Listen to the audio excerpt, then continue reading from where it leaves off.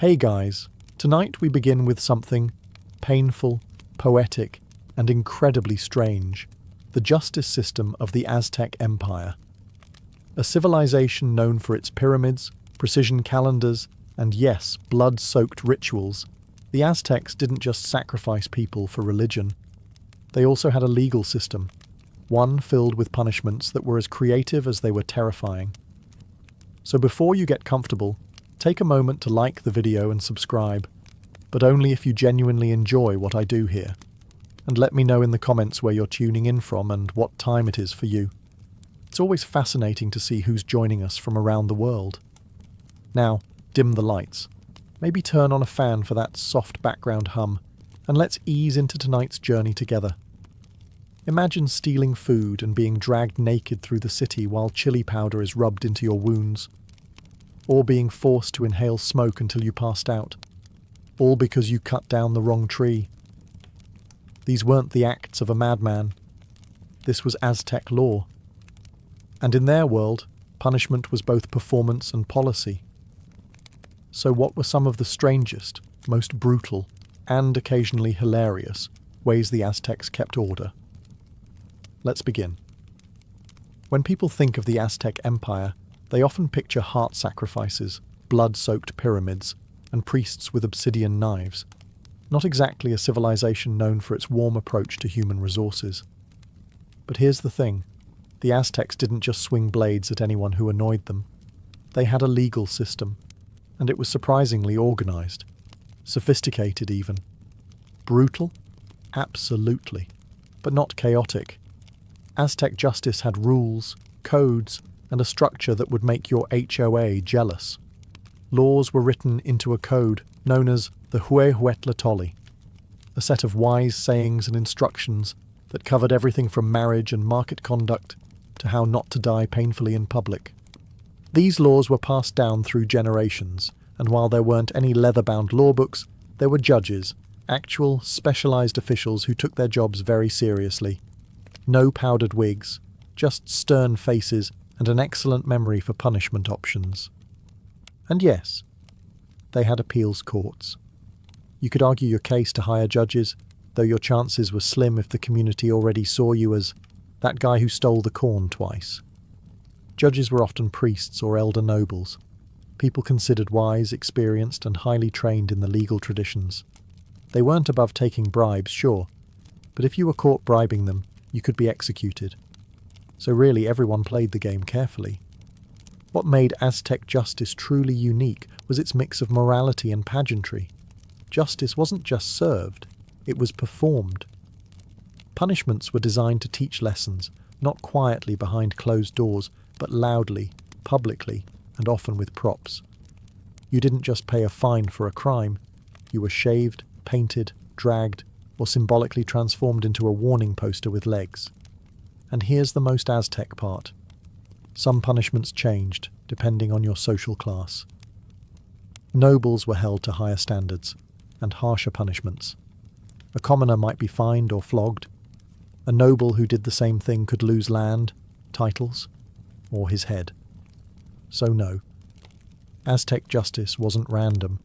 It was sharp, stylish, public, and a little theatrical.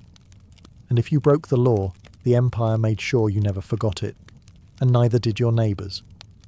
So you've broken a law in the Aztec Empire. Maybe you drank pulque underage. Maybe you stole a basket of maize. Or maybe, and let's hope not, you cut down a sacred tree. Whatever your crime, you're about to meet the Aztec court system. Don't bother calling your lawyer. There aren't any. The Aztec courts were highly structured, but not exactly what you'd call cozy. Think more stone platform surrounded by stern men in feathered cloaks than cozy courtroom drama. The trial would take place publicly, often in a plaza or temple court, and it wasn't designed for theatrics, unless you count the part where someone might be shaved, painted, or whipped in front of a crowd. Cases were typically heard by judges known as tlaxitlan, wise elders or noblemen trained in the laws and customs of the empire. They weren't just randomly assigned. They had to study for years, memorize large sections of law code, and learn how to spot a liar from 10 paces away. You didn't argue with them. unless you really like the sound of public flogging. The accused could defend themselves, and sometimes a family member or elder might speak on their behalf. But let's be honest, unless you were incredibly persuasive or very, very lucky, things probably weren't leaning in your favour. There were witnesses, evidence, and even multiple courts, including a high court and an emperor-level appeal. Yes, you could take your case all the way to the top. But the journey there was rough, and if the emperor decided you were guilty, well, let's just say there wouldn't be much paperwork afterward. One thing you'll notice quickly: the Aztecs didn't believe in dragging things out. No long trials, no years of debate. Judgments came fast, and punishment often came the same day. That's efficiency. Terrifying, skin-peeling efficiency. Also, no jails. Aztec society didn't warehouse criminals. You were either fined, humiliated, enslaved, or executed. And sometimes all four. But you were never forgotten. Aztec courts weren't about legal rights or clever technicalities. They were about moral clarity, social order, and public spectacle. So if you're standing before an Aztec judge, straighten up, speak carefully, and try not to sweat too obviously. They notice that sort of thing. In most cultures, kids who misbehave get a timeout, or maybe a stern lecture. In the Aztec Empire, they got something a little more intense. Meet the chili smoke chamber. Possibly history's most dramatic method of saying, listen to your mother. In Aztec households, obedience wasn't optional. Children were expected to work, listen, respect their elders, and contribute to the home. The idea was simple. Train them early to be good citizens, hard workers, and future warriors or weavers. And if little Cuauhtémoc didn't want to sweep the floor or dared to talk back, he got the chili. The punishment was called tranquil, and it involved placing the disobedient child in a small enclosed space, such as a hut or storage room, where chilies had been thrown onto a fire. As they burned, the room filled with a smoke so intense it made your eyes burn, your throat close up, and your sinuses scream. Think pepper spray, but with spiritual intent. The child wasn't harmed physically, at least not permanently, but the experience was unforgettable. They weren't beaten, bruised, or bloodied. Instead, they were overwhelmed. The sensory overload of chili vapor did the job of several hours of parental yelling in just a few minutes, and the goal wasn't cruelty, it was shame-based conditioning. Once you've coughed up your will to misbehave, you're unlikely to sass your parents again, at least until your voice comes back. Other punishments for children included being pricked with cactus spines, forced to sweep temples in public, or made to carry bundles of firewood beyond their strength. These acts weren't about humiliation for fun. They were rites of correction. And in a society where every person had a social duty, discipline wasn't negotiable. Even noble children weren't spared. In fact, they were held to higher standards. A noble boy who disrespected a teacher or elder could be bound, beaten, or even temporarily enslaved. Not permanently, but enough to make the lessons sting, figuratively and literally. So if you grew up Aztec, rebellion came with real consequences, and probably a few tearful, fiery afternoons spent marinating in chili smoke. Spicy? Yes. Effective? Definitely. And let's face it, no one forgets their first chili sauna. The Aztec Empire had one of the most unforgiving views of theft in the ancient world. Stealing wasn't just a moral failing. It was an attack on the structure of society. Food, tools, cloth, firewood. It all had value, and taking what wasn't yours didn't just offend your neighbour, it offended the gods. And the punishment? Let's just say the Aztecs weren't into subtlety. For first-time offenders, things started reasonably. A thief might be forced to return the stolen goods, make reparations, or be publicly shamed. Maybe a few lashes. Maybe a haircut that said, "I steal things." Painful, but survivable. But if you stole again, you entered the realm of enslavement. The Aztecs didn't do prisons. They preferred that you work off your debt, quite literally. Caught a second time, and you might be handed over to the victim as a personal servant. You'd labour in silence, dignity gone, every step reminding you that honesty would have been easier. Now, If you were bold and/or foolish enough to steal a third time, things turned gruesome. Punishment 3 was often ritual skinning, not quick, not clean, and absolutely not private. It was slow, ceremonial, and publicly displayed. This wasn't just about pain, it was about symbolism. The skin was considered a sacred layer, a part of your identity. To remove it was to unmake you in the eyes of the community. Sometimes the skin was removed in strips, other times whole, and it wasn't just thrown away. In religious ceremonies, a priest might even wear the skin for a brief time in honor of the earth goddess, representing rebirth and punishment all in one macabre package. Sound horrifying? It was. And that was the point. This kind of justice wasn't just about the individual. It was about the message. A skinned thief in the market square stopped 1,000 future crimes. It made you think twice before swiping tamales or slipping a jade bead into your tunic. The Aztecs believed in law, in consequence, and in the power of example. And their message was clear. Steal once, we'll warn you. Steal twice, we'll work you. Steal 3 times, you won't be needing your skin. In the Aztec Empire, marriage was serious business. Not just a social contract, but a sacred bond tied to cosmic balance, family honor, and economic alliances. So when someone broke that bond with a little romantic extracurricular activity, the punishment was not divorce court. It was death by blunt object. Let's begin with the basics. Adultery wasn't treated as a private scandal. It was a capital crime, publicly prosecuted and severely punished.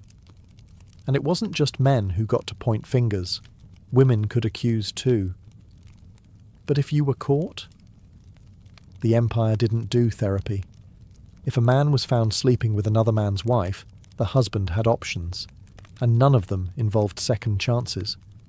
The most common penalty? Public execution, often by bludgeoning with a stone club, a heavy instrument called a makuahuitl. It was a sword-like weapon embedded with obsidian blades, but for domestic dishonor, the blunt version got the job done, painfully and thoroughly. Sometimes the punishment wasn't left to the courts. In certain cases, the wronged spouse could carry out the sentence personally. Talk about closure. Women caught cheating faced equally grim fates.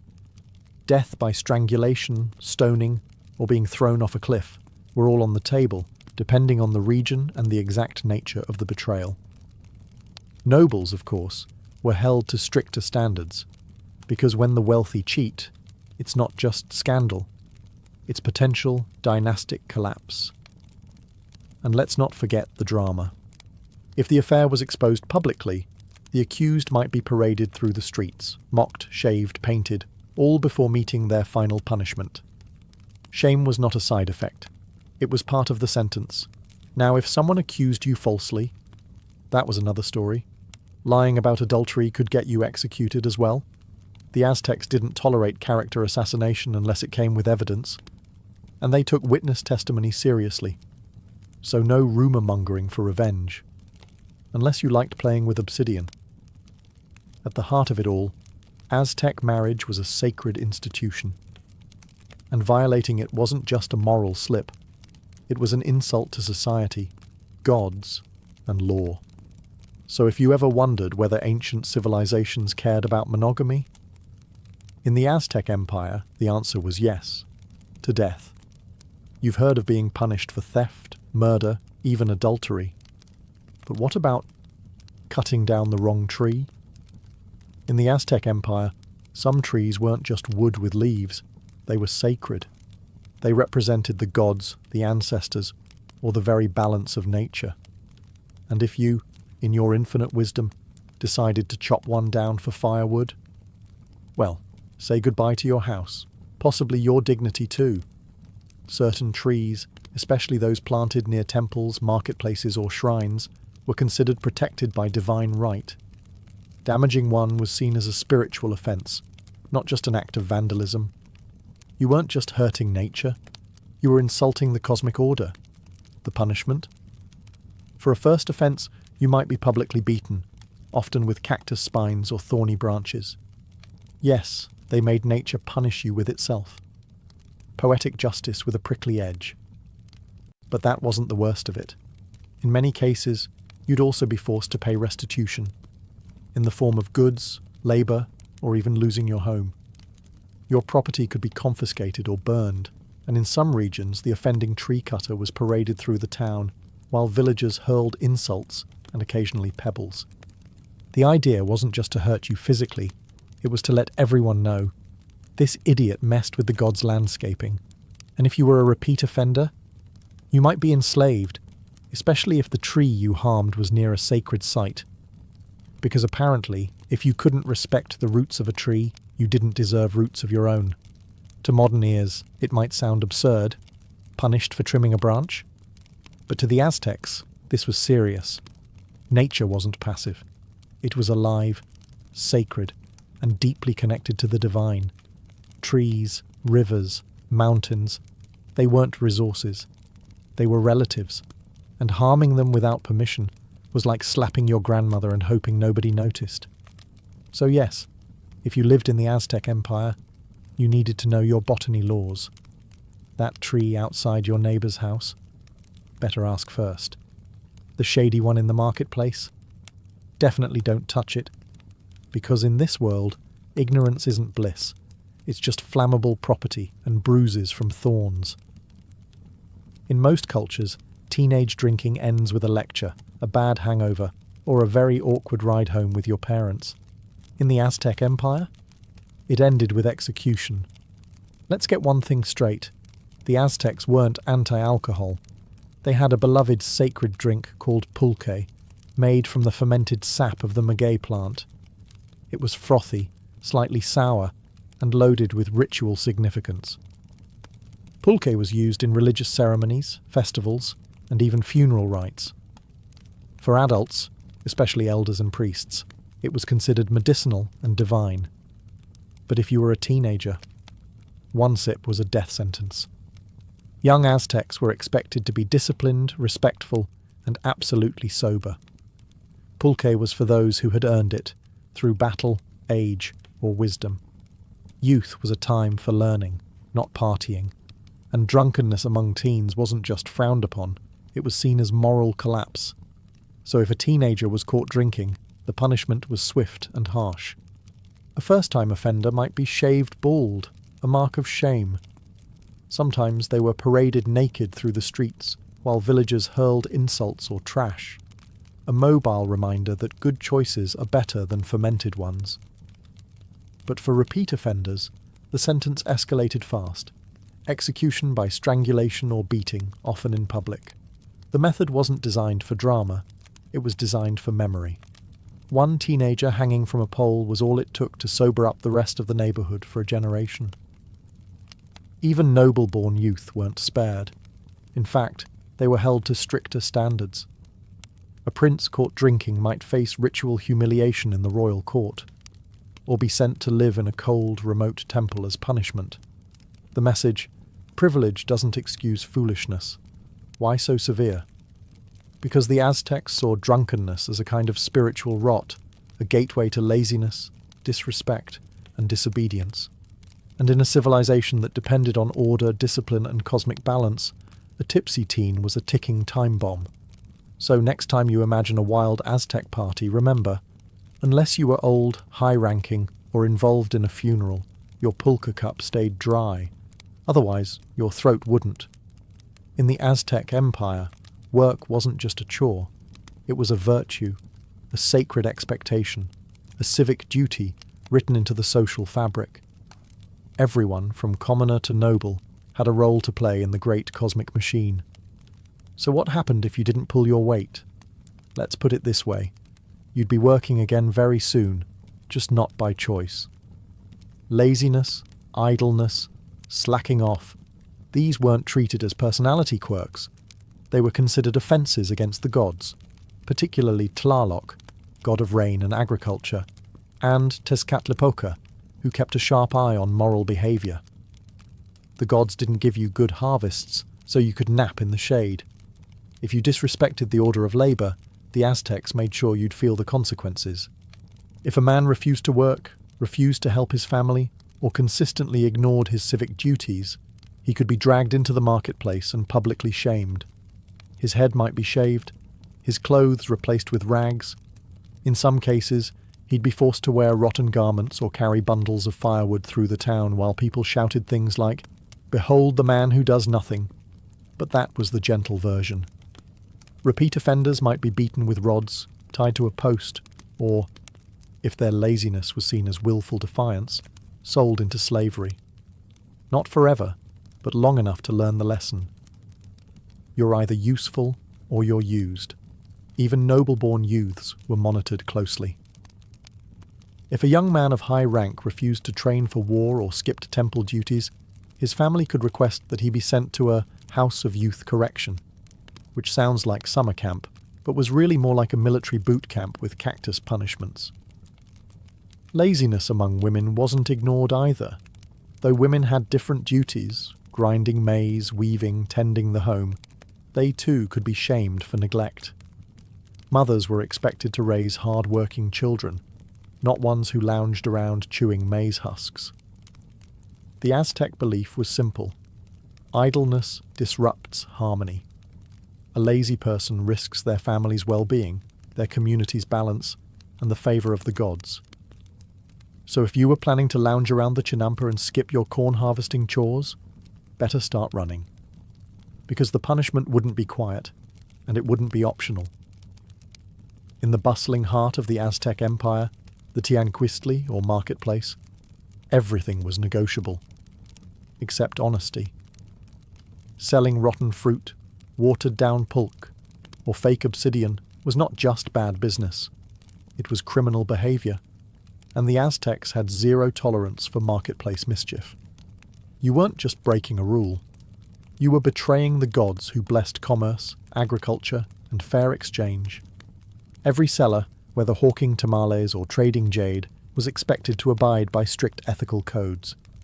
Markets were sacred spaces, often overseen by special officials called pochtacatlatok, market judges or inspectors. Their job: walk among the stalls, listen for complaints, and catch people slipping pebbles into their chili powder. If you got caught selling spoiled goods, punishment was swift and very public. A first-time offence might involve public shaming, your stall overturned, your produce scattered, and your hands bound for everyone to see. Shoppers would walk past and spit insults like, "There goes the liar with wormy avocados." Selling something falsely advertised, say dyed feathers labelled as sacred quetzal plumes, was even worse. That could get you beaten, fined, or in extreme cases, banished from the market altogether. And in a society where markets were your lifeline, banishment wasn't a time-out. It was economic death. Repeat offenders could be enslaved or branded, marked so future buyers knew never to trust your mangoes again.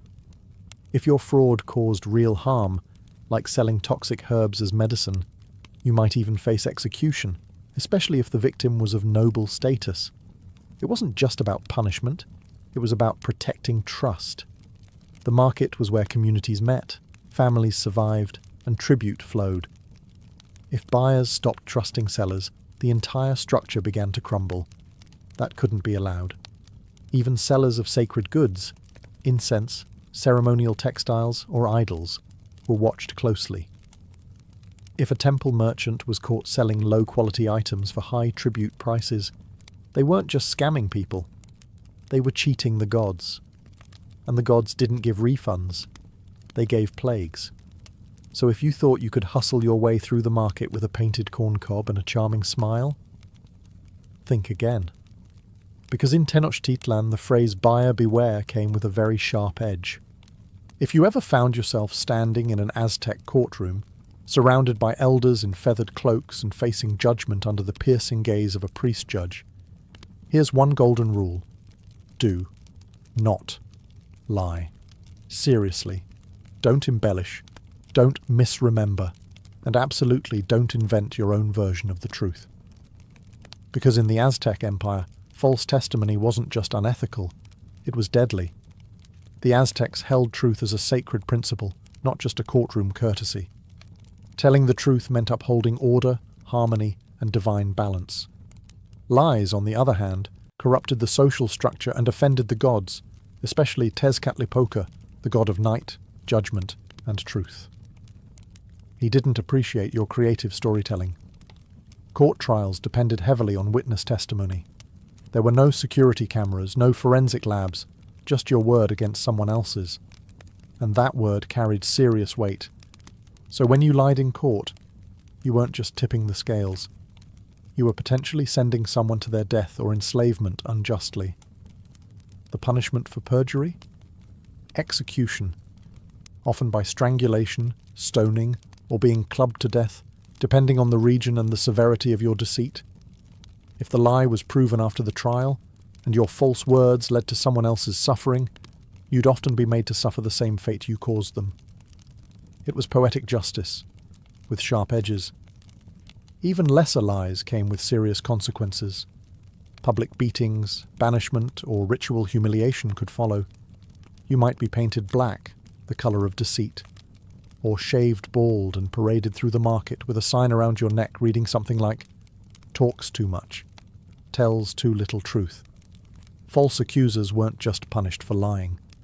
They were seen as threats to society itself, willing to manipulate justice, harm others, and risk divine anger for selfish gain. Aztec law wasn't about technicalities, it was about moral clarity. And in their eyes, truth was sacred, binding, and non-negotiable. So if you ever stood in the plaza, accused of a crime, and thought a small fib might get you off the hook, remember, in the Aztec Empire, the truth could set you free, but a lie, it could bury you. The Aztecs believed in second chances, just not very many of them. Their legal system was harsh, but not heartless. A first offence might earn you a warning, a fine, or a good public flogging to help you remember the lesson. A second time, and you'd face something more intense, maybe public humiliation, servitude, or the loss of your possessions. But a third offence, that's when things got serious, like ritual execution serious. To the Aztecs, repeated crimes weren't just a nuisance, they were proof that you had refused to live in balance. And balance, in Aztec worldview, was everything. The crops grew because society worked. The sun rose because people obeyed their roles. So when someone broke the law again and again, they weren't just annoying, they were a threat to cosmic order. Let's say you were a thief. First time, you return the goods. Second time, you're enslaved. Third time, you're skinned. Slowly, in public, with the full backing of the law and, very possibly, the neighbourhood. Or maybe you lied in court. Again. The punishment wasn't just harsher than before. It was symbolic. Your repeated dishonesty made you inhuman in the eyes of society. And what happens to those who lose their humanity? They become examples, warnings, cautionary tales. And it wasn't just about physical punishment. Repeat offenders could lose their legal protection entirely. That meant anyone could harm, enslave, or publicly shame you. And you had no legal recourse. You weren't exiled. You weren't imprisoned. You were unpersoned. In some cases, a repeat offender could be permanently banished from the market, the village, or even their own family. Imagine being spiritually erased, not because the gods abandoned you, but because you abandoned the social contract one too many times. To the Aztecs, lawbreakers weren't inherently evil. They were correctable. But repeat offenders were something worse, unwilling to learn. And in a society where justice was public, swift and divine, the state didn't waste time on those who refused to be rehabilitated. So if you got caught once, you were lucky. Twice, you were warned. But if you stood in that courtroom a third time, you were already gone. In modern justice systems, punishment often happens behind closed doors, courtrooms, jail cells, private hearings. But in the Aztec Empire, justice was street theatre. Punishment wasn't just meant for the person who broke the law. It was designed to educate everyone else. The Aztecs believed that fear and shame were tools just as important as clubs and cactus whips. If someone saw your humiliation, they'd remember it long after the pain faded. And they'd think twice before stealing that tamale. That's why almost all punishments, from flogging to execution, were carried out in the open, usually in the center of the community, the plaza, the marketplace, or outside temples. These were the places where people gathered to trade, pray, and socialize, perfect for teaching lessons in full view of your friends, family, and enemies. Imagine this. You're caught lying or stealing. You're dragged to the plaza. A crowd gathers. Your clothes are torn. Your head might be shaved. You're painted with black soot to mark your shame. And then, the punishment begins. A beating, a binding, maybe a good chili smoking in a hut if you're still young and reckless. Children who disrespected elders might be made to carry heavy bundles of wood, barefoot, across town. Lazy workers could be paraded with signs around their necks. Adulterers could be stoned or strangled before a sea of silent, or not so silent, onlookers. Public punishment wasn't random cruelty. It was a ritual of memory. The Aztecs understood human psychology. Pain fades, embarrassment echoes. And that echo kept society in line. There were no prison systems, no lifelong incarcerations. The point wasn't to disappear wrongdoers, it was to transform them, or destroy them, in full view. Even executions were spectacles. A thief might be flayed, not in some dark back room, but in the square where he once sold stolen goods. His punishment became a living parable for every passerby. In Aztec law, privacy was for the innocent. The guilty were meant to be seen, heard, and remembered, not just for what they did, but for what happened next. Because in this world, your real sentence wasn't just death or pain, it was becoming the lesson. In the Aztec Empire, punishment wasn't just about what you felt, it was about what you represented. It wasn't enough for you to hurt. You had to be seen, interpreted, and above all, understood. Because justice in Tenochtitlan wasn't just a legal process, it was a performance. And you? You were the unfortunate star. Let's say you stole something. Food, tools, clothing. If it was your first offense, maybe you weren't beaten. Instead, your head was shaved, your body painted with black soot, and you were paraded around in humiliating clothes. Torn, oversized tunics or rags tied in knots that made you look ridiculous. Not physically painful, but symbolically devastating. Or say you lied in court. You might have your lips stained with charcoal to mark your deceit. Everyone would see it. Everyone would know. It didn't matter if you told the truth later. The stain told its own story. Even colours had meaning. Black was associated with deceit and shame. Red might mark a serious offence. Striped or dyed clothing could be reserved for public punishments. The Aztecs understood that the human eye doesn't forget what it's been trained to fear. Noble offenders were treated no differently. In fact, worse. A noble child caught drunk might be dressed as a commoner and forced to sweep temple floors, a clear inversion of his status. To an Aztec audience, that image was powerful. This is what happens when the privileged dishonor their role. Even punishment tools were symbolic. Being beaten with cactus spines was not just about the pain, it reflected the natural world's judgment. Carrying heavy bundles of firewood symbolized the burden of guilt. A shaved head didn't just look odd, it meant you'd been stripped of social dignity. The message: crime wasn't a private mistake. It was a public rupture, a disruption in the sacred flow of order. And to heal it, society needed not just consequences, but images that endured, living reminders that law and morality were deeply intertwined. In short, Aztec punishment was a play, a visual story designed to be retold through gossip, song, and frightened memory. You weren't just a criminal, you were now a symbol. In most societies, punishment often ends behind bars. Time served, walls built, a sentence measured in months or years. But in the Aztec Empire, there were no prisons. Why? Because the Aztecs didn't believe in storing problems. They solved them. Quickly, publicly, and very often, permanently. To the Aztec mind, punishment wasn't about removing someone from society. It was about returning them to order, or removing them from the world altogether. There was no need to feed a prisoner, build a jail, or fund a guard system. Time wasn't the consequence. Shame, pain, or death was. If you stole, you might be enslaved and forced to work off your crime. But you didn't disappear. You remained in society as a cautionary example. If you lied, you wore the symbols of deceit on your body. If you committed a serious offense, the punishment came swiftly, with the community watching and the gods invoked. And if you couldn't be corrected, if you were a repeat offender, a danger to others, or simply defiant, then your story ended. Not behind a door with iron bars, but in the marketplace, the plaza, or the temple steps, with no need for parole. Even noble prisoners, such as captured enemy rulers or high-ranking criminals, weren't jailed.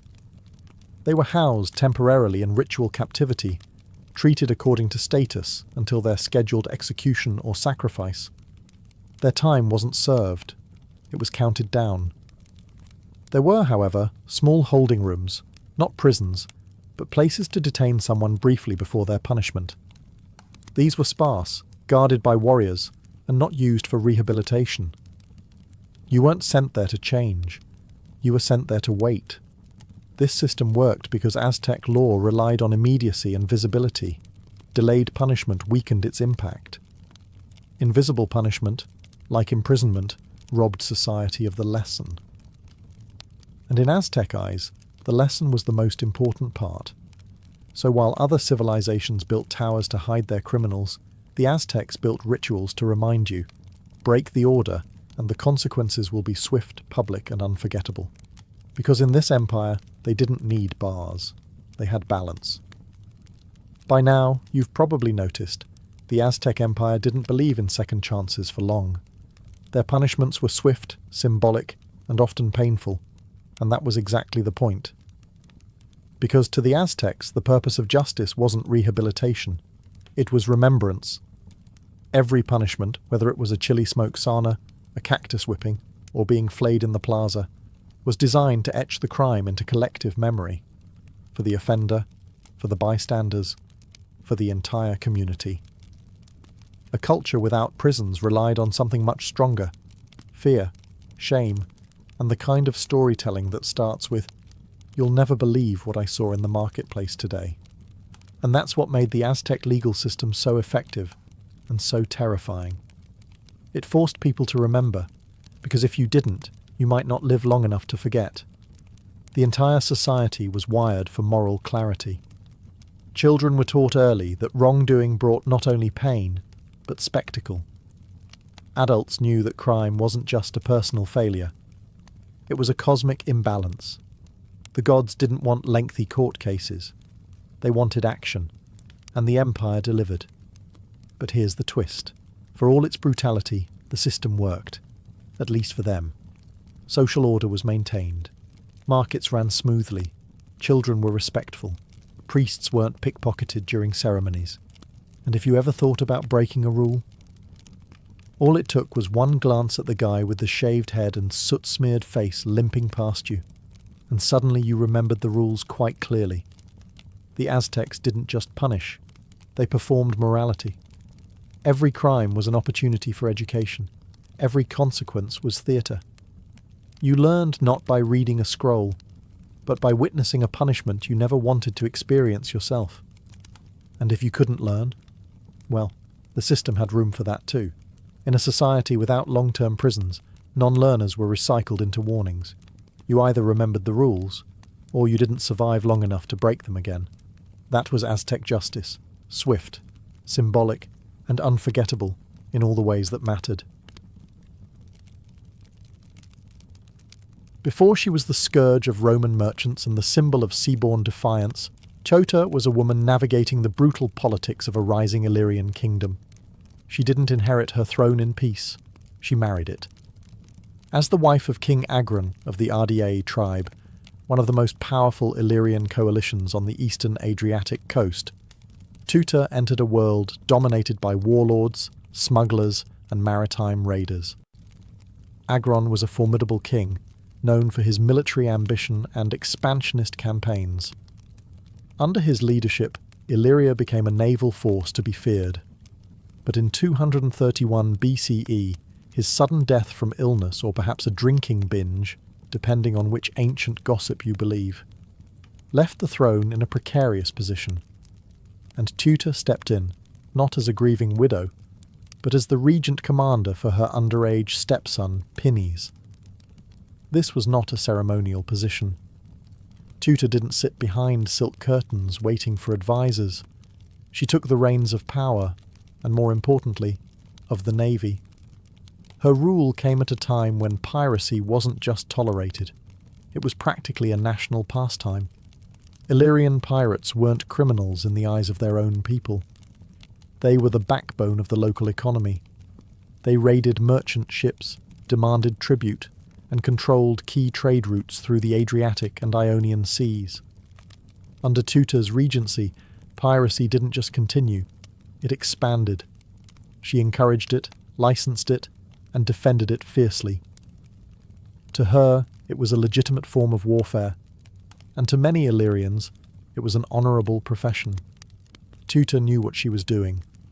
In a world where Athens had faded and Rome hadn't yet fully reached across the sea, she saw a vacuum, and she filled it with Illyrian sails. But while she may have had the Adriatic under control, her boldness would soon provoke a power that didn't take kindly to maritime interference. Rome, slowly but confidently expanding its reach, was watching.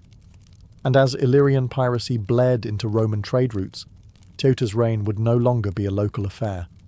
It would become an international problem, one the Romans decided needed a very permanent solution. The Queen of the Rocks and Sea had stirred a giant. Teuta's pirates weren't just raiding isolated merchant boats. They were striking at Roman convoys, demanding tribute from Greek cities under Roman protection, and even plundering ports along the western coastline. To Rome, this wasn't piracy. It was an insult. And Romans were not famous for letting insults go unanswered. By 230 BCE, Roman senators had had enough. The Senate dispatched a formal diplomatic mission to Teuta's court, a warning cloaked in diplomacy, but with a blade behind the back. The lead ambassador, a Roman named Lucius Coruncanius, was known for his bluntness. His instructions were clear. Tell the Illyrian queen to stop the piracy, or Rome would take action. When the delegation arrived, they were likely met in Scodra, Teuta's capital. Imagine the scene. Marble columns, Illyrian guards with crested helmets, and a queen seated not in fear, but in full command. Teuta welcomed them. But when they delivered Rome's message, her response was frosty. She gave them the kind of answer only a monarch with salt in her veins would give. In her own words, as later recorded by Roman historians, she claimed that Illyrian kings had always permitted their subjects to make a living however they pleased, including through piracy. She essentially told Rome that what happened at sea was out of her hands. It wasn't exactly the answer Rome wanted. And then came a fatal mistake. One of the Roman envoys, perhaps emboldened by Roman pride or just plain arrogance, insulted Teuta, publicly. He accused her of acting like a woman, implying she was weak, emotional, and unfit to rule. Whether it was sexism, diplomacy, or sheer stupidity, that remark cost him his life. Not long after, he was assassinated on Teuta's orders, a decision that would echo all the way back to the marble floors of the Roman Senate. Rome erupted in outrage. Killing a Roman envoy was more than a diplomatic breach. It was an act of war. And not just any war. This would be Rome's first military campaign across the Adriatic, the beginning of its expansion into the eastern Mediterranean. Teuta had made her move. Whether out of pride, policy, or sheer fury, she had crossed the line. Now, Rome was coming, not with envoys, but with legions. The Queen had awakened the Republic's wrath, and there would be no more warnings. Teuta likely knew that Rome's retaliation wouldn't be small, but even she might have underestimated the scale and speed of the Roman response. In 229 BCE, barely a year after the assassination of their envoy, Rome launched its first ever military campaign across the Adriatic Sea. It was swift, organised, and chillingly efficient. 2 consuls were dispatched with over 200 ships, a fleet that dwarfed anything Illyria had seen before. This wasn't a typical raid or a border skirmish. It was a full-scale invasion. Teuta, still ruling as regent and supreme commander of the navy, prepared her forces as best she could. But Illyria, for all its maritime skill and fierce warriors, was a patchwork of tribes. Rome was a machine. The Romans didn't waste time. They first targeted the Greek city-states along the coast that had been bullied or occupied by Illyrian forces. Corcyra, modern-day Corfu, which had been seized by Illyrian pirates, was liberated by the Romans and turned into a naval base. Apollonia and Epidamnus quickly fell in line with Roman protection. The message was clear. The Adriatic would no longer be Illyria's playground. But Teuta wasn't hiding. She sent her fleet out to defend the coasts, and Illyrian pirates continued to strike where they could. Yet the tide was shifting. For every raid they launched, the Romans captured a stronghold. The Roman navy, though new to the eastern waters, was learning fast, and they were ruthless. As Rome advanced, more Illyrian allies began to surrender. Cities that once looked to Teuta for leadership now opened their gates to Rome, hoping for leniency. The loyalty she once inspired as the pirate queen began to fray, especially as Roman soldiers advanced inland, forcing a choice: stand with a besieged queen, or survive. By the end of the year, Roman troops were within striking distance of Scodra, Teuta's capital. What had started as a defiant act, a queen protecting her people's way of life, was rapidly becoming a siege. Teuta now faced a decision no monarch ever wants to make: fight until the bitter end and risk annihilation, or bow to a foreign power. The queen who had ruled the waves now found herself surrounded by enemy sails. Her fate, and Illyria's, hung in the balance. 4. With Roman forces closing in on Scodra and her allies collapsing one by one, Teuta's once mighty influence began to shrink like a receding tide. Her network of coastal strongholds, vital for resupplying ships and launching raids, was crumbling under Roman pressure. The Adriatic Sea, once an Illyrian dominion, now bristled with Roman warships. The Queen of the Sea had lost her sea, but Teuta was no fool. She may have ruled with defiance, but she knew when to bend, especially when survival was on the line. In 228 BCE, facing overwhelming odds, she did what no one expected the proud pirate queen to do. She sued for peace. The negotiations were humiliating by design. Rome wanted to make an example of her. They demanded she give up most of the Illyrian coastline, surrender key forts, and, most painfully, abandon her beloved navy. Teuta was allowed to rule only a small inland portion of her former kingdom. And even there, she had to promise never to sail beyond a narrow stretch of coastline with more than 2 unarmed ships. 2 unarmed ships. For a woman who once commanded fleets, it was a symbolic castration. The sea was no longer hers.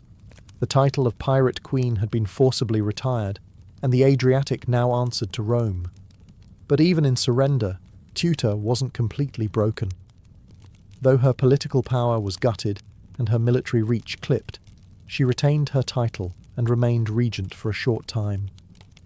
Her ability to survive the storm, quite literally, showed the cunning and realism that had defined her rule. In a world where other rebellious rulers were often executed or dragged in chains through Roman triumphs, Teuta was spared. Perhaps Rome respected her tenacity, or perhaps they feared turning her into a martyr. Still, her influence faded quickly. Soon after the peace agreement, Teuta disappears from historical record. Her stepson Pinnes would eventually rule in name, though always under Roman oversight. Teuta, once a queen with command over waves and warriors, faded into silence. But she was far from forgotten. In Roman memory, she was the first to challenge them on the open sea. And in Illyrian legend, she remained a symbol of resistance. a woman who dared to defy a rising empire and nearly got away with it. Though Teuta's rule ended in surrender, her legacy laid the foundation for one of the most critical transitions in Mediterranean history: the birth of Rome as a naval superpower. Ironically, it was her defiance that forced Rome to evolve. Before Teuta, Rome had been primarily a land-based power. Its military strength came from its legions, its politics from the landowning elite, and its focus was always centered on the Italian peninsula. The sea? That was for traders and Greeks, or for pirates like the Illyrians. But Teuta changed that. The First Illyrian War, sparked by her bold resistance and the assassination of a Roman envoy, was Rome's first serious engagement across the Adriatic.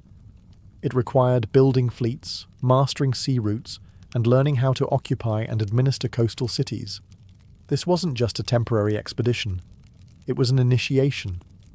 Teuta didn't just anger Rome, she forced them to expand. And Rome took notes. They didn't dismantle the pirate system and leave. They replaced it. After their victory, Rome established protectorates along the Illyrian and Greek coastlines, securing trade routes that had previously been at the mercy of Teuta's raiders. They installed friendly rulers, collected tribute, and built a lasting presence. The Adriatic, once Illyrian blue, now shimmered with Roman sails. It's easy to overlook the significance of this. But without Teuta, without the crisis she caused, Rome might never have become a naval empire so early. She was, unintentionally, a catalyst. Her resistance prompted innovation, her aggression triggered a transformation, and her fall marked a strategic shift in Roman foreign policy, from guarding borders to crossing them. Of course, she didn't do this willingly. Teuta's goals were never to teach Rome how to build an empire. She was fighting to protect her people's independence, to legitimize Illyrian seafaring, and to hold on to her authority in a man's world. But like so many historical figures caught in the gears of empire, her legacy would be written by her enemies. Still, one can't help but wonder, had Teuta not challenged Rome? Would the Republic have crossed the Adriatic so soon?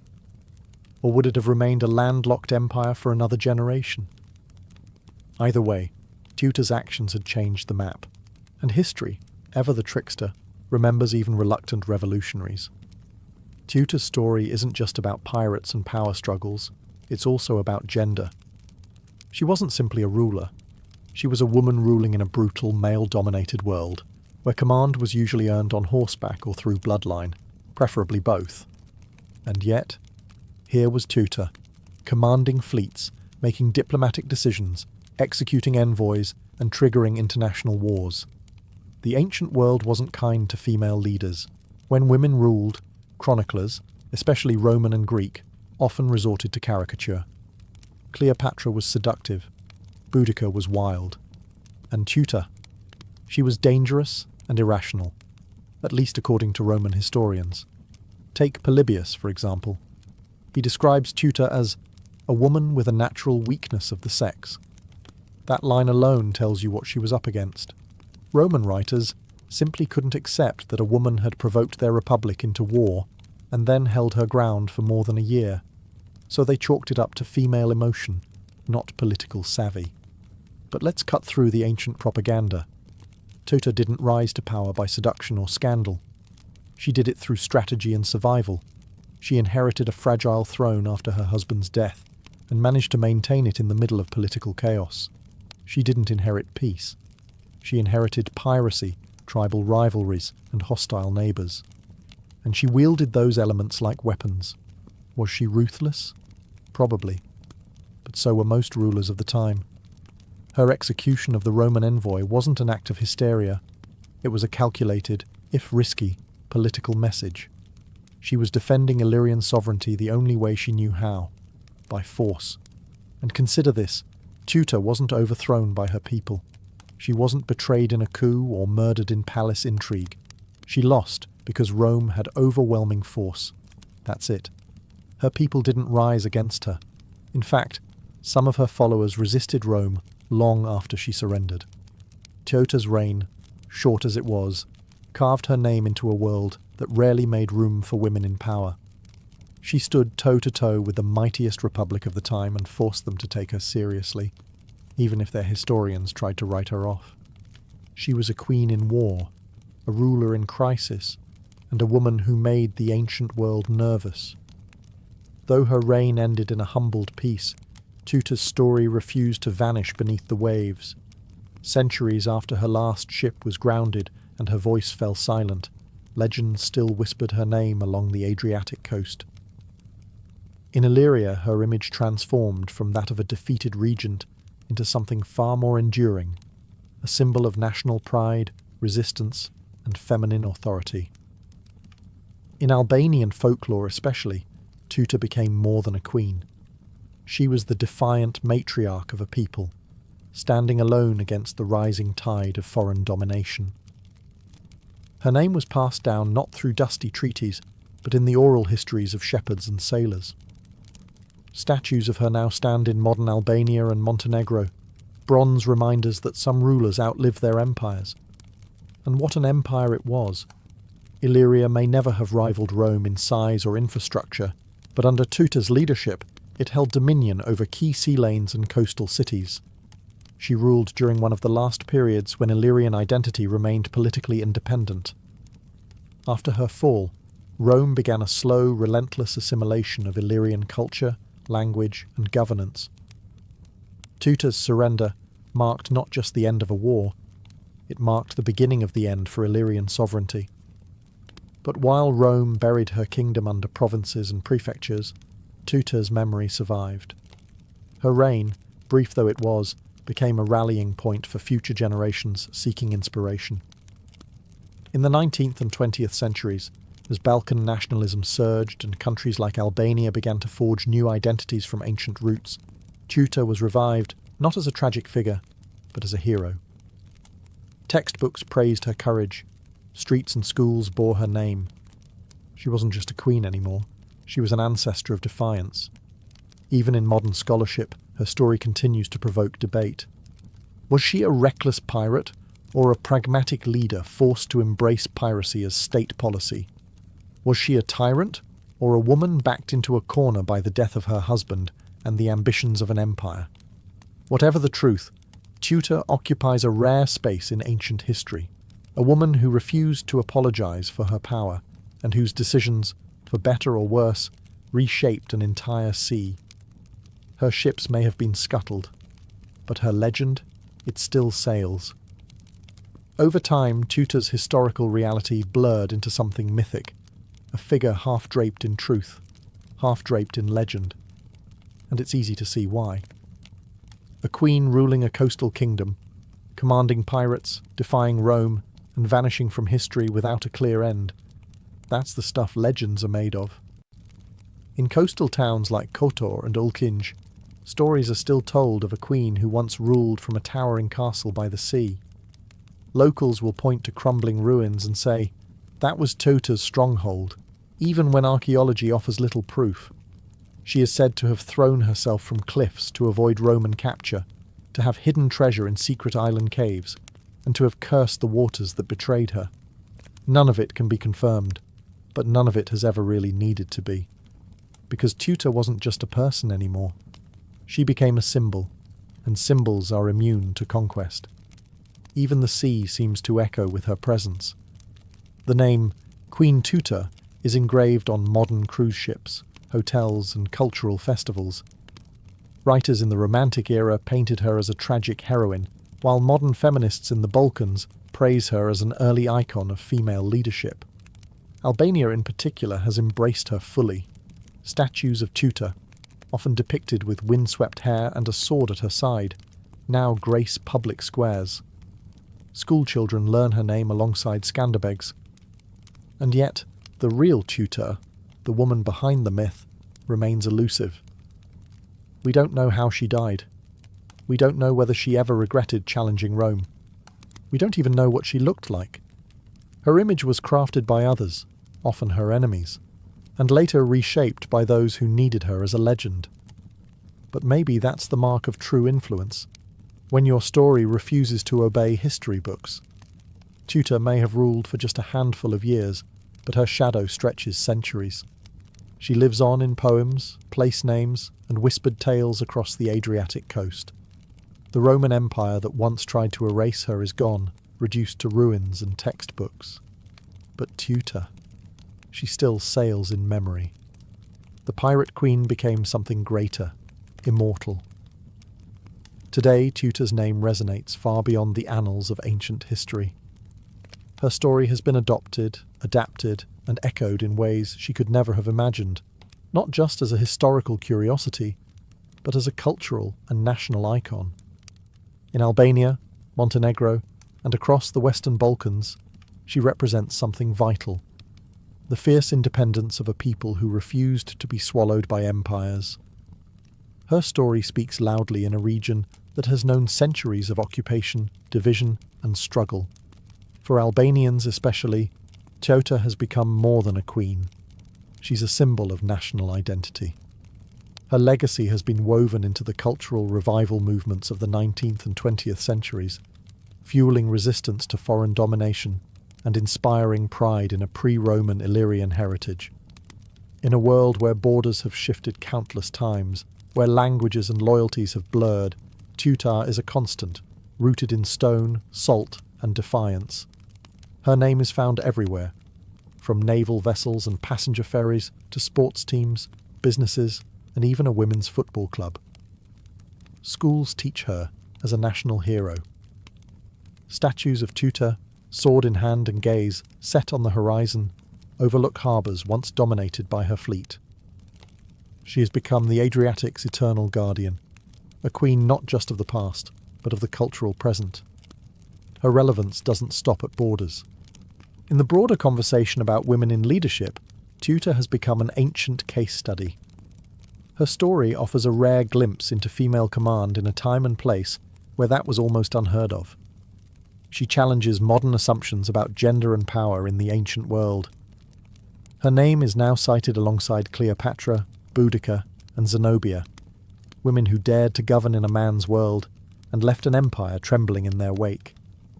And perhaps that's the most remarkable part, that a woman so poorly documented by her contemporaries, remembered mostly through the insults of Roman writers, now stands tall as a figure of empowerment, sovereignty, and bold resistance.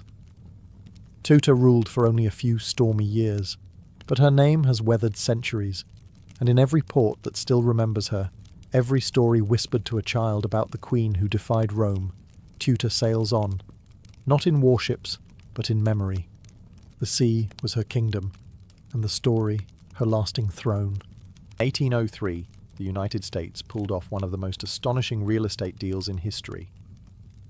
With the stroke of a pen and the exchange of $15 million, President Thomas Jefferson bought a colossal piece of land from France, the Louisiana Territory. This wasn't a few acres outside New Orleans. This was over 800,000 square miles of uncharted wilderness, stretching from the Mississippi River all the way to the Rocky Mountains and beyond. Jefferson was thrilled. The land would ensure room for westward expansion and secure control over vital trade routes. But there was one small problem. Nobody really knew what was out there. Maps were vague. Rumours swirled about giant mountains, woolly mammoths, a mythical northwest passage to Asia, and river systems that could either carry you to the Pacific or nowhere at all. Jefferson needed answers, and fast. He wanted to turn that blank map into something tangible, something real. So, he devised a plan. Send a small, elite team west to explore the new territory, chart its geography, establish relations with native tribes, and ideally, find a direct water route to the Pacific Ocean. For this unprecedented task, Jefferson turned to Meriwether Lewis, his personal secretary, a former army captain, and someone with an insatiable curiosity for science and nature. Lewis, in turn, chose William Clark, an old friend, military veteran, and skilled outdoorsman, to co-lead the journey. The pair had different personalities. Lewis was introspective and intense, while Clark was steady, practical, and social. But together, they balanced each other perfectly. Their mission was to gather information, not to conquer. They were to take notes on everything: animals, plants, rivers, rocks, and languages. They were diplomats, naturalists, and explorers rolled into one. But let's be clear, this was not a stroll through the woods. The expedition would carry them through untamed rivers, dense forests, scorching plains, and snowy mountains.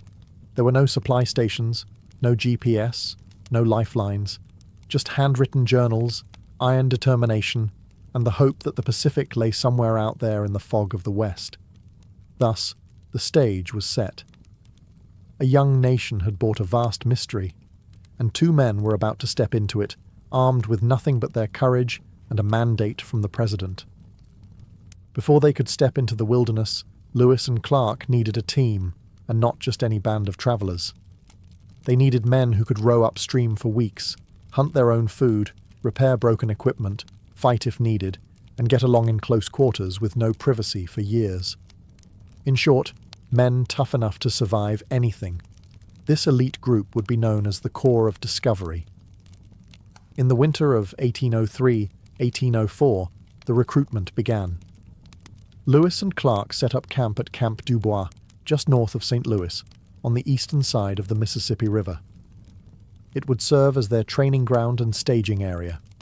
They recruited primarily from military outposts, hardy frontiersmen, skilled riflemen, and disciplined soldiers. Most were in their 20s, single, and eager for adventure. Among them were men like George Drouillard, a master tracker and interpreter, and John Ordway, a strict but capable sergeant who helped enforce discipline. Each recruit swore an oath to the expedition. This wasn't just a scouting party. It was an arm of the US government, carrying the hopes of a growing nation. Lewis and Clark would lead, but every man had a role to play. Blacksmiths, carpenters, hunters, cooks, even musicians were included to help boost morale. Supplies were no less essential. The crew loaded up a custom-built keelboat, complete with a sail, oars, and a cabin. They packed trade goods to offer native tribes: beads, knives, mirrors, peace medals with Jefferson's image, as well as medical kits, scientific instruments, muskets, gunpowder, and over 200 pounds of ink and paper for journals. The men drilled every day through the winter. They practiced rowing, sailing, portaging, and marksmanship. They learned how to survive together, how to follow orders, and how to trust their captains. Discipline was strict. Desertion could mean flogging, but the unity they forged would become their greatest weapon on the journey ahead. By May of 1804, the Corps was ready. Over 40 men strong, they set off up the Missouri River, rowing against the current into a land few Americans had ever seen. It was the beginning of a journey that would take them over mountains, through tribal nations, and all the way to the Pacific, or so they hoped. On May 14, 1804, the Corps of Discovery officially departed from Camp Dubois and began rowing up the Missouri River, the longest river in North America. For the men on board, it was the start of something legendary, though they had no idea how long it would last or what they would face. The terrain ahead was uncharted. The maps were blank. Everything was guesswork. The first stretch of the expedition was grueling. The Missouri's strong current worked against them. Each day meant hours of back-breaking effort, pulling ropes from the riverbanks, pushing poles into the riverbed, or hoisting sails when the wind cooperated. There were sandbars, submerged logs, swarms of mosquitoes, and sweltering summer heat. But even in those early days, Lewis and Clark made it clear that this was not just a voyage. It was a scientific expedition. Every evening, they meticulously recorded observations, plant species, animal behaviors, weather patterns, and river conditions.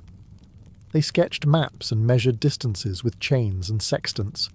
They weren't just exploring, they were documenting the new American frontier.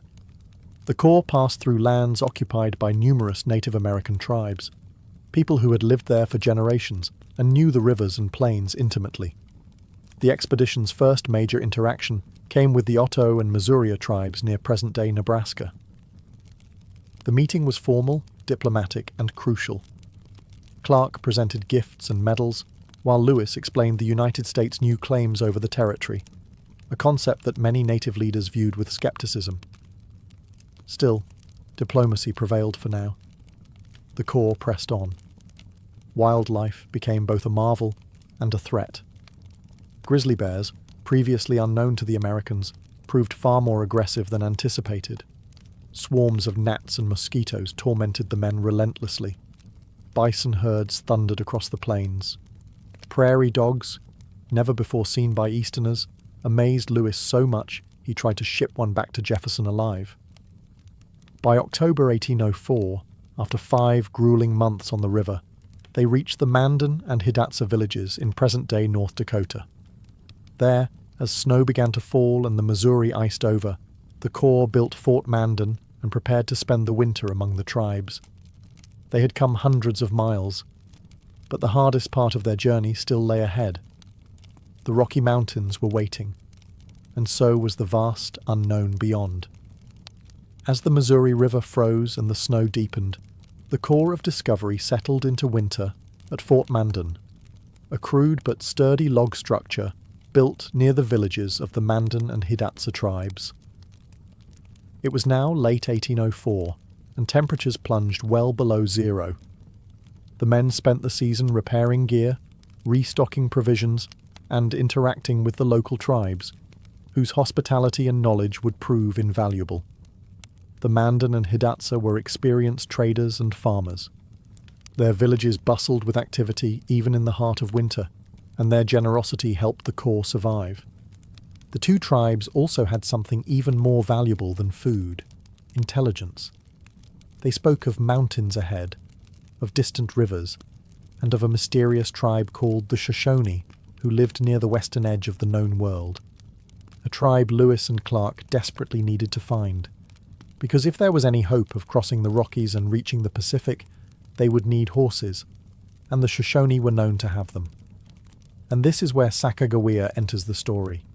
During their stay, Lewis and Clark hired a French-Canadian fur trapper named Toussaint Charbonneau as an interpreter. He came with his young wife, a Shoshone woman named Sacagawea, who had been kidnapped as a child and sold to Charbonneau. Though still a teenager and pregnant at the time, Sacagawea quickly proved far more than just the trapper's wife. In February 1805, she gave birth to a son, Jean-Baptiste, nicknamed Pomp by Clark. And just 2 months later, with her infant slung on her back, Sacagawea set off with the Corps as they resumed their westward journey. Her presence transformed the expedition. First, she was an interpreter, able to communicate with Shoshone bands they would later encounter. Second, she knew some of the terrain ahead. And third, perhaps most importantly, she was a symbol. A woman carrying a baby signalled peace to the tribes they met along the way. War parties didn't bring families. The Corps of Discovery left Fort Mandan in April 1805 with stronger supplies, better maps, and a new hope. Ahead lay roaring rivers, towering mountains, and challenges none of them had faced before. But now they had Sacagawea, a quiet force who would shape the fate of their mission. As the Corps of Discovery pushed deeper into the continent in spring 1805, the Missouri River began to change. The once wide and muddy current narrowed, twisted through rocky valleys, and grew more turbulent. The land around them was no longer gentle prairie. It was rising, rugged, and wild. The expedition was entering the upper Missouri Basin, and the terrain was turning against them. They soon encountered one of their most daunting physical challenges, the Great Falls of the Missouri. Instead of the single waterfall Lewis had anticipated, they faced a series of 5, a 21-mile obstacle of rapids and cascades. The Corps had to carry boats and supplies across dry land in a brutal portage. It took over a month of exhausting labour. The men hauled tons of cargo across prickly pear cactus fields and swarms of biting insects, all while dragging hulking boats over rolling terrain with makeshift wheels. Despite the hardship, the portage was also a turning point. The falls confirmed that the expedition was on the right track. Native accounts had mentioned the falls, and reaching them proved that the fabled Northwest Passage, if it existed, might lie just beyond. But the river didn't lead them to an easy route west. Instead, it led them straight into the Rocky Mountains. By August 1805, the Corps had reached the three forks of the Missouri, where the river splits into the Jefferson, Madison, and Gallatin. They followed the Jefferson River, tracing Sacagawea's childhood memories in hopes of finding her people. Soon, they encountered a small group of Shoshone, and in an extraordinary twist of fate, the chief turned out to be Sacagawea's own brother, Camorwait. The emotional reunion couldn't have come at a better time.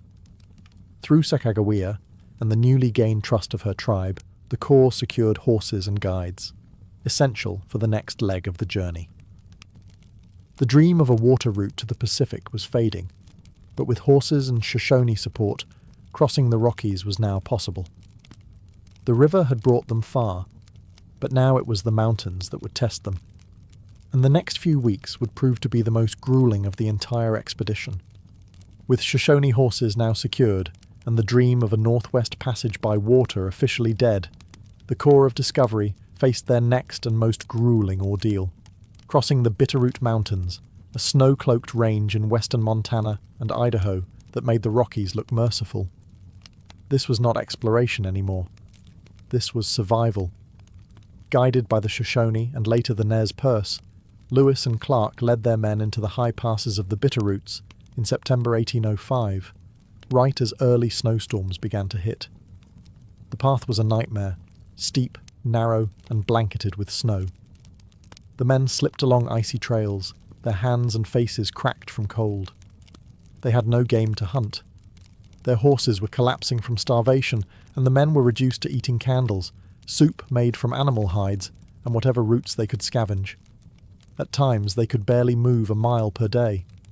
By the time they descended into Nez Perce territory, the Corps was on the brink of collapse. They were emaciated, exhausted, and barely alive. The Nez Perce could have attacked them. They had the numbers and the element of surprise. But instead, the tribe chose mercy. The Nez Perce fed the men dried salmon and camas root and helped them recover. It was a pivotal moment. Without the Nez Perce, the expedition might have died right there, buried in a mountain pass. Once they recovered, Lewis and Clark cached their horses and built new dugout canoes. The rivers, now the Clearwater, the Snake, and eventually the mighty Columbia, would carry them the rest of the way to the Pacific. But they knew something now that they hadn't known at the start. There was no direct water route across the continent. The Northwest Passage that generations of explorers had hoped for simply didn't exist. The mountains cut the continent in half. Still, they had made it across. The Corps pressed on, racing against the coming winter, braving new rivers and new dangers. But spirits were rising again. They had endured the worst nature could throw at them, and the smell of the ocean was no longer a fantasy. It was real. And just ahead. Chapter 7. Reaching the Pacific. In October 1805, after months of hardship, the Corps of Discovery emerged from the wild interior and began their descent down the Columbia River, a waterway that would lead them, finally, to the Pacific Ocean. For the first time in over a year, they were travelling downstream. The land was changing. The air was wetter, the forests denser, and the rivers teemed with salmon.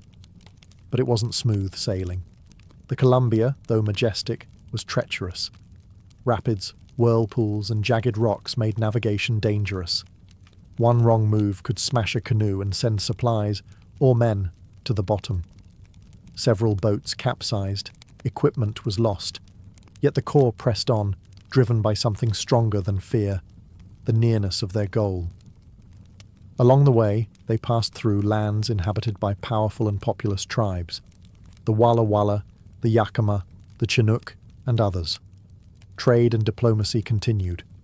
In some cases, tensions rose, especially when tribal customs clashed with the Corps' military discipline. But no battles broke out, and many tribes offered fish, roots, and information in exchange for trinkets, knives, or Jefferson's silver peace medals. Then, in mid-November 1805, they saw it. The Pacific Ocean. Or more precisely, they saw the Columbia River's estuary, churning with tidal waves and storm winds. Clark wrote in his journal, "Ocean in view. Oh, the joy." They had made it. After more than 4,000 miles, across rivers, plains and mountains, the cause of discovery had reached the far western edge of the continent. But the Pacific didn't exactly roll out a red carpet. The cause arrived just in time for a miserable coastal winter. Rain fell for weeks, winds howled, supplies were low. The men were cold and soaked. Food was harder to find than expected, and trading with local tribes proved complicated. The Corps voted, including Sacagawea and Clark's black slave York, on where to spend the winter, eventually selecting a sheltered spot south of the river. There they built Fort Clatsop, near modern-day Astoria, Oregon. They would remain there for the next 4 months, documenting coastal wildlife, crafting maps, and preparing for the long journey home. The mission was half over, but the most perilous part still lay ahead. Getting back. Alive. In March 1806, after 4 soggy, bone-chilling months at Fort Clatsop, the Corps of Discovery packed their gear, burned what they couldn't carry, and turned eastward. They had made it to the Pacific, but getting home would be no victory lap. The return trip was every bit as challenging as the journey west. Their supplies were low, their clothes were worn to rags, and the spring rains turned trails to mud. Once again, they relied on the generosity of native tribes to survive, including the Clatsop, Nez Perce, and Walla Walla, trading what few items they had left for food, horses, and directions. Recrossing the Bitterroot Mountains was as miserable as the first time. Snow still covered the high passes, and game was scarce. The men were thinner, hungrier, and more weathered, but more experienced too. What had once been blind guesswork was now guided instinct. After crossing the divide, Lewis and Clark split the Corps into 2 groups to explore more territory on the return. Lewis went north toward the Marias River, hoping to better define the northern boundary of the Louisiana Purchase. His group encountered hostile Blackfeet warriors, leading to the only violent conflict of the entire expedition. 2 young Blackfeet were killed in a skirmish after attempting to steal guns and horses. Clark's group, meanwhile, followed the Yellowstone River, carving new routes and naming landmarks, including the famous Pompey's Pillar, which still bears Clark's name etched into the rock. By late summer 1806, the 2 groups reunited near the Missouri River. Spirits were high. The land now seemed smaller. Landmarks once unfamiliar were now old friends. When they reached the settled edge of Missouri, news spread quickly. They had made it back alive. The Corps returned to St. Louis on September 23, 1806, greeted like heroes. They had been gone over 2 years. Many had assumed they were dead. But they returned with maps, journals, 178 new plant and animal species, and detailed information about dozens of native tribes. They had crossed the continent, and more importantly, proved it could be done. For a young nation still finding its identity, the return of Lewis and Clark wasn't just the end of a journey, it was the beginning of a frontier. The return of the Corps of Discovery marked the end of an epic journey, but also the beginning of its legacy. Lewis and Clark were hailed as national heroes. Their journals were praised. Their maps became the foundation of American westward expansion. They had not found a continuous water route to the Pacific, but what they brought back was far more valuable: a clear picture of the vast, rich, and complex American West. President Jefferson was thrilled. The expedition had fulfilled its mission, and then some. The scientific specimens alone were astonishing. Plants, animals, fossils, even live animals like prairie dogs and magpies were sent to Washington. The detailed accounts of native nations, their customs, languages, and political structures became essential reading for future explorers and policymakers. But for Lewis and Clark, the story didn't end so cleanly. William Clark went on to a long public career. He became governor of the Missouri Territory and superintendent of Indian affairs. He raised Sacagawea's son, Jean-Baptiste, nicknamed Pomp, and continued to engage with native tribes throughout his life, sometimes as a friend, other times as an enforcer of US expansion. Meriwether Lewis, however, struggled. Appointed governor of the Louisiana Territory, he was plagued by political conflict, debt, and declining mental health. Just 3 years after the expedition, in 1809, Lewis died under mysterious circumstances, likely suicide, along the Natchez Trace in Tennessee. He was only 35. As for Sacagawea, her life after the expedition remains partly veiled in uncertainty. Records suggest she died young, in 1812, though some oral traditions claim she lived much longer. What's clear is that her presence was essential. Without her, the Corps might never have made it through the Rockies or gained the trust of key tribes. Her strength, endurance, and quiet intelligence changed the fate of the expedition, even if the history books didn't always give her full credit. The Corps of Discovery reshaped how Americans saw their country. They showed that the continent was vast, interconnected, and already inhabited by diverse sovereign nations. They opened a door that would soon flood with settlers, soldiers, and ambition. Lewis and Clark didn't just explore new land. They stood at the edge of something far larger, the future of the United States, and it would never be the same. Beneath the thundering footsteps of tourists and the humming life of Istanbul, there lies a world carved in silence. A world that once kept the Byzantine Empire alive, drop by drop. It's called the Basilica Cistern, and if you didn't know to look for it, you might never suspect that under the cobbled streets and clatter of modern life, an ancient cathedral of water still breathes. Built in the 6th century, during the reign of Emperor Justinian the Fair, the cistern is more than a storage tank. It is a palace turned inward. Measuring over 9,800 square meters, it held up to 80,000 cubic meters of water, all hidden beneath the city's foundations. But this wasn't just a pit. This was architecture, elegance, a subterranean marvel crafted with vision and purpose. Justinian ordered its construction following a catastrophic fire and series of rebellions that shook the city. His empire, already scarred by plague and riots, could not afford water shortages, not for its palaces, its public baths, or its citizens. The cistern was meant to ensure survival, to offer Constantinople a secret wellspring in times of siege and uncertainty. But perhaps what makes the Basilica Cistern most breathtaking isn't its scale, it's its style. 336 marble columns, each around 9 meters tall, support the arched ceiling like silent sentinels. Many were repurposed, stolen, some might say, from older pagan temples. Their styles don't quite match, hinting at the improvisation and urgency that accompanied their installation. As you descend the stone staircase and enter the chamber, the temperature cools. Moisture clings to the air. The surface of the water ripples quietly beneath wooden walkways. And all around you, shadows dance across columns bathed in amber light. This was never meant to be seen. Yet it was built with such reverence for form that it rivals any above-ground basilica in grandeur.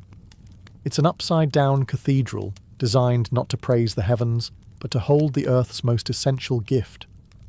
Above, centuries of war, empire, and religion shifted. But below, in the stillness, in the darkness, the Basilica Cistern waited, hidden, preserved, and ready to be rediscovered by a world that had forgotten what lay beneath its feet. In the heart of ancient Constantinople, water wasn't just a necessity. It was strategy, survival, and sovereignty.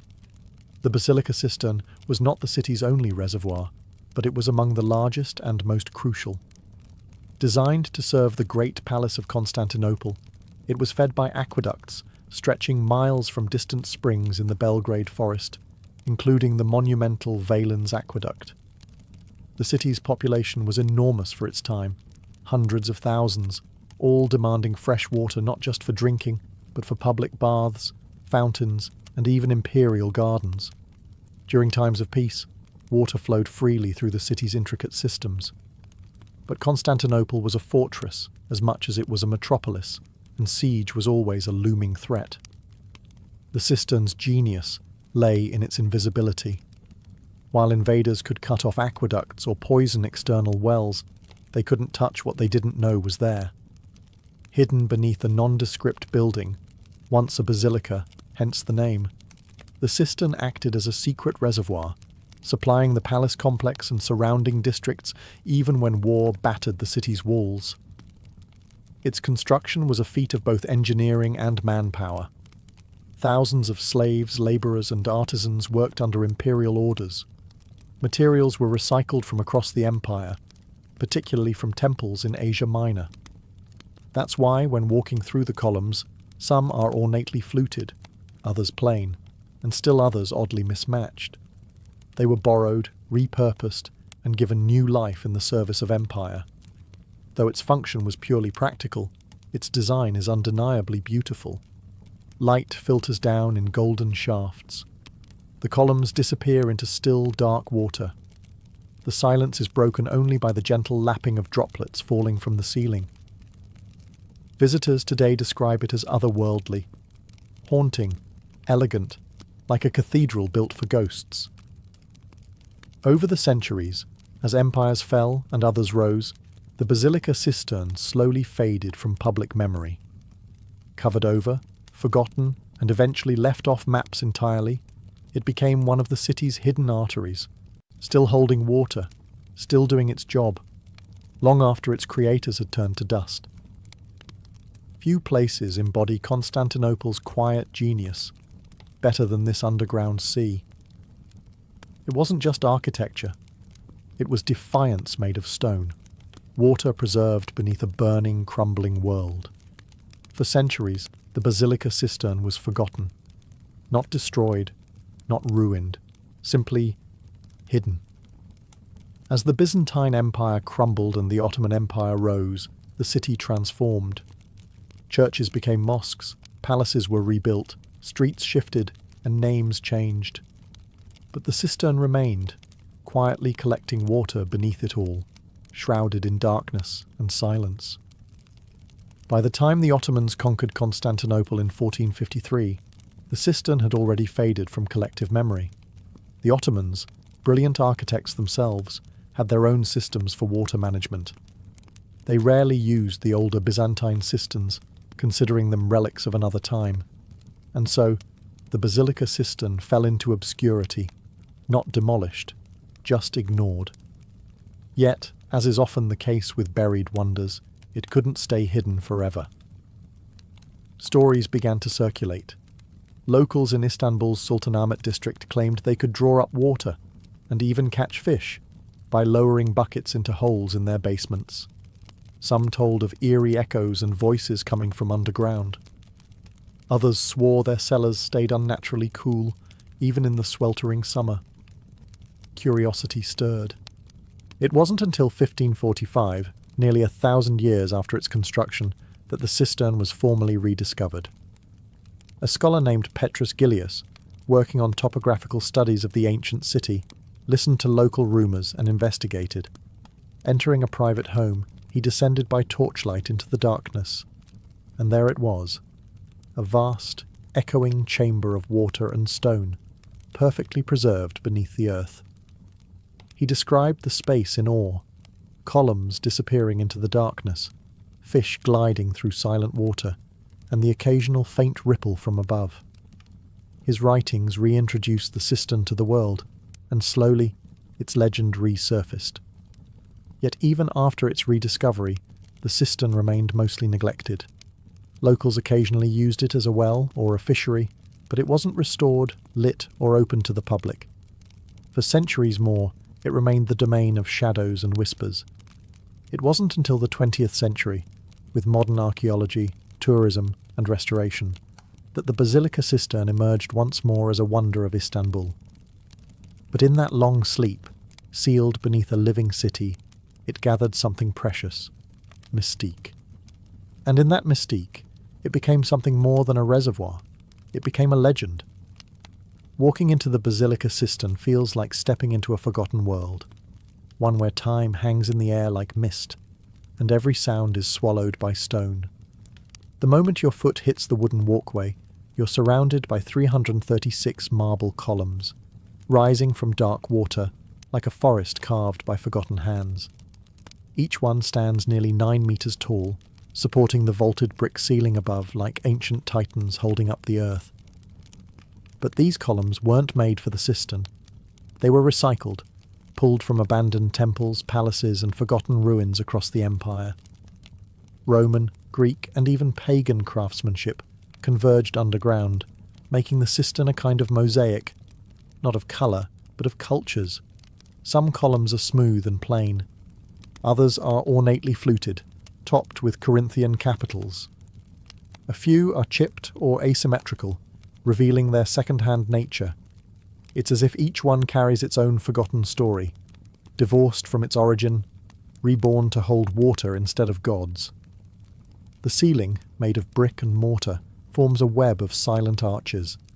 The architecture is functional, yet awe-inspiring. The scale is almost spiritual. The air is cool, damp, and heavy with centuries. Light glimmers on the water's surface, reflecting the pillars and arches in shifting, hypnotic patterns. You can hear water drip from the ceiling, a gentle rhythm that echoes off stone and whispers into the cavern. Beneath the walkways, carp swim lazily through black water, descendants of those introduced long ago. They are the only living souls who've never left. There's a reverence here, not in the religious sense, but in the weight of time. You are surrounded by columns stolen from temples, set by the hands of slaves, forgotten by empires, and now carefully lit for modern eyes. The space is quiet, not because it must be, but because people instinctively fall silent, as if the cistern itself demands respect. This isn't just a ruin, it's a living memory of Roman grandeur, Byzantine pragmatism, Ottoman indifference, and modern wonder. The columns don't just hold the ceiling, they hold history, they hold silence, they hold the space between the ancient and the now, and ask nothing of you except that you listen. Tucked away in the far northwest corner of the cistern, past rows of shadowed columns and flickering reflections, lie two of the most mysterious and iconic elements of the Basilica Cistern, the Medusa heads. These massive stone carvings serve as the bases of two columns, their origins unknown, their purpose debated, and their expressions forever frozen in stone. The first Medusa head lies on its side, supporting a column as though casually discarded. The second is even stranger, upside down, her serpent hair hanging downward into the dampness, her face eerily calm. No plaque explains them. No inscription reveals their source. They simply are. Where did they come from? Most scholars believe they were brought from a late Roman temple, possibly dedicated to the goddess Athena, and reused as convenient building material. Another example of Justinian's empire repurposing its past. But the fact that two identical mythological figures were chosen, both hidden in a dark corner of the cistern, suggests something more than random recycling.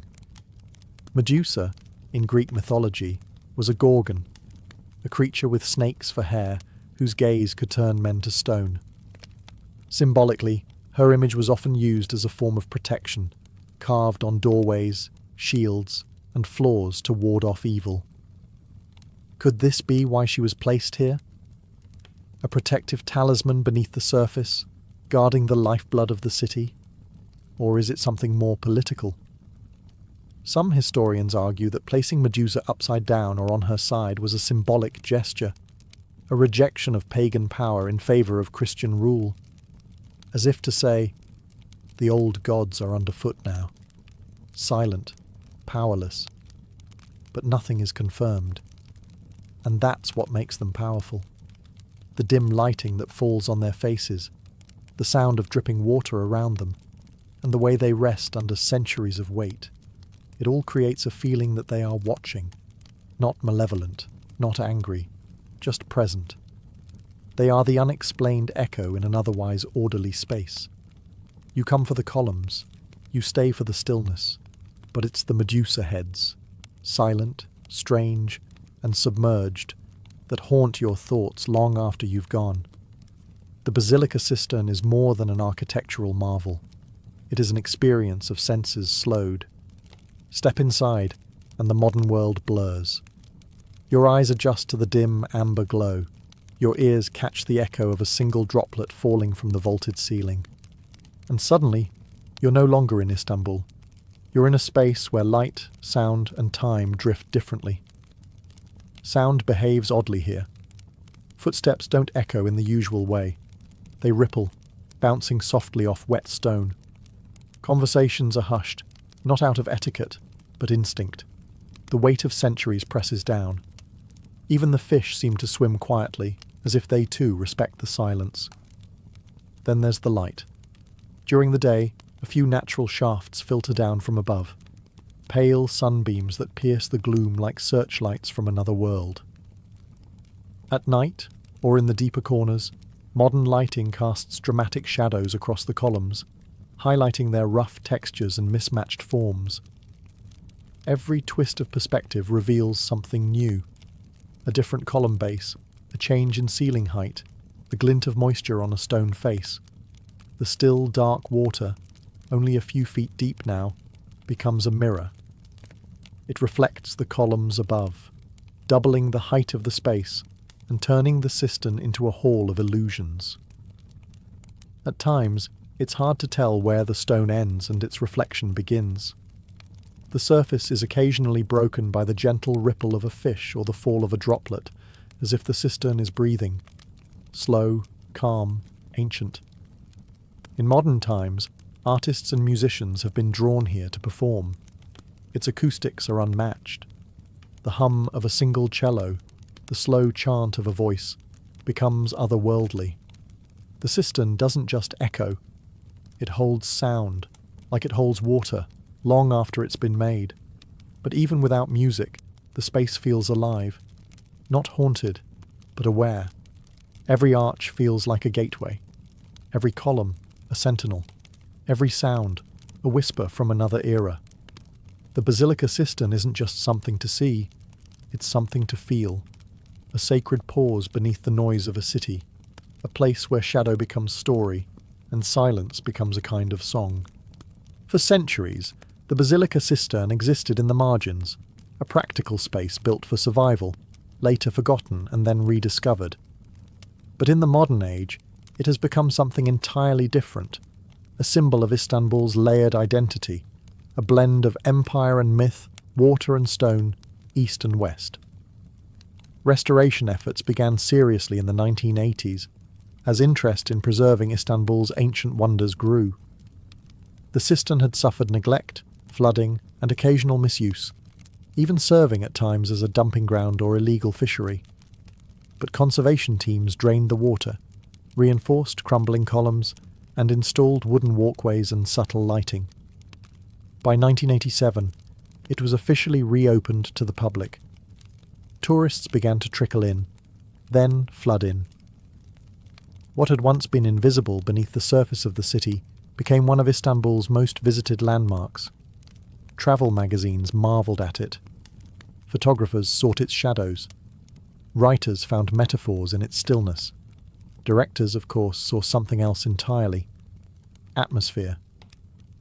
The Basilica Cistern soon became a cinematic backdrop, lending its haunting ambience to everything from documentaries to blockbusters.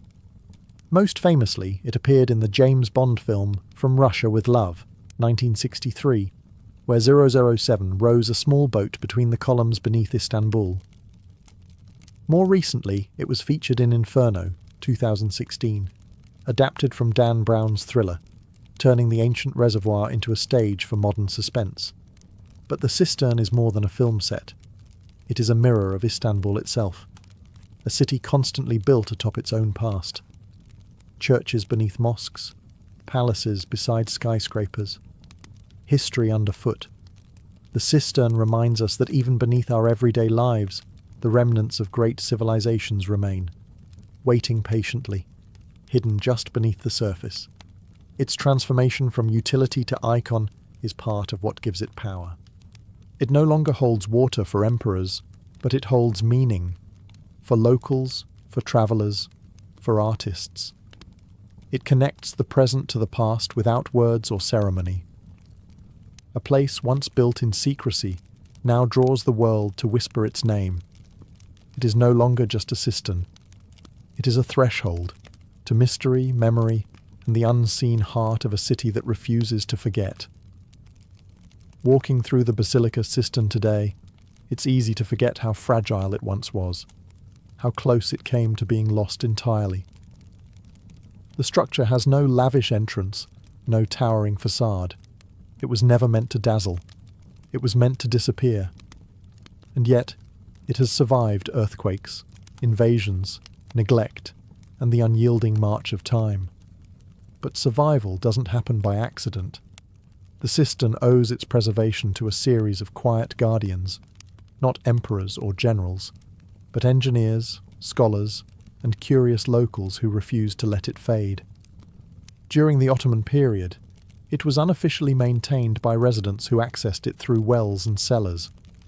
They may not have known its full scale, but they valued what it offered: cold, clean water, and perhaps a sense of mystery beneath their homes. In the 19th and 20th centuries, scholars like Petrus Gillius and later Turkish archaeologists began documenting the cistern in earnest. They mapped its columns, traced the origin of its marble, and began asking the questions that turned it from a hidden space into a subject of fascination. Their quiet dedication became the first steps toward restoration. And in modern times, it's the caretakers, guides, and preservationists who guard it now, maintaining its structure, balancing humidity, controlling algae, and ensuring visitors walk safely on suspended walkways. The still water must be managed. The columns must be monitored. Even the light must be delicately balanced. Too much, and it shatters the mood. Too little, and the past slips back into shadow. It is also guarded by storytellers, those who share its history, who translate the silence into meaning. Every guide, every documentary, every quiet traveller who lingers a moment longer in front of the Medusa heads, they too become keepers of the cistern. And let's not forget the locals, Istanbulites who grew up hearing tales of fish in basement wells, of shadowy stone rooms beneath the city. For them, the cistern is not just a tourist site, it is a neighbour, a legend they've always known was just below the surface. So while the empires above have fallen and the palaces they served are now museums, the Basilica Cistern endures, not because it demanded attention, but because generations refused to let it be forgotten. Not all guardians carry swords. Some carry flashlights, notebooks, or simply respect. The Basilica Cistern is more than stone and water. It is memory suspended in silence. Beneath the pulse of modern Istanbul, it remains untouched by the rush of taxis, the clang of tram bells, or the call to prayer ringing out above. Here, everything slows. You do not visit the cistern so much as descend into it, as if entering a dream whispered by the earth itself. Its true power lies in its stillness. Nothing here is loud. Nothing insists. The columns don't shout. The arches don't boast. The Medusa heads don't explain themselves. And yet, everything speaks, softly, patiently, if you know how to listen. The water mirrors the ceiling mirrors time. You begin to wonder if the place is really underground, or just outside the edge of reality. This isn't the kind of monument that celebrates conquest or faith. It doesn't have golden domes or mosaic saints. It simply endures. Its beauty is in how it refuses to vanish, how it turns the practical into the poetic. Built to hold water, it now holds wonder. Each visitor leaves with something different. For some, it's awe, that a structure so ancient could still be so intact. For others, it's tranquility, a moment of escape from the chaos above. And for many, it's mystery. Why were the Medusa heads placed that way? Who shaped these columns? How many forgotten hands laboured in silence to build this place that still breathes today? As the tour ends and you climb the steps back toward daylight, the spell doesn't quite break. You emerge into the sound of cars and footsteps, into sunshine and the smell of roasted chestnuts. But part of you stays behind. Part of you still hears the dripping water, still sees the flicker of gold light on ancient stone. The Basilica Cistern is not just a relic, it is a reminder that beneath every empire, every city, every story, there is something deeper, something older, something waiting in the dark. Still waters run deep, they say, and in the heart of Istanbul, they echo forever.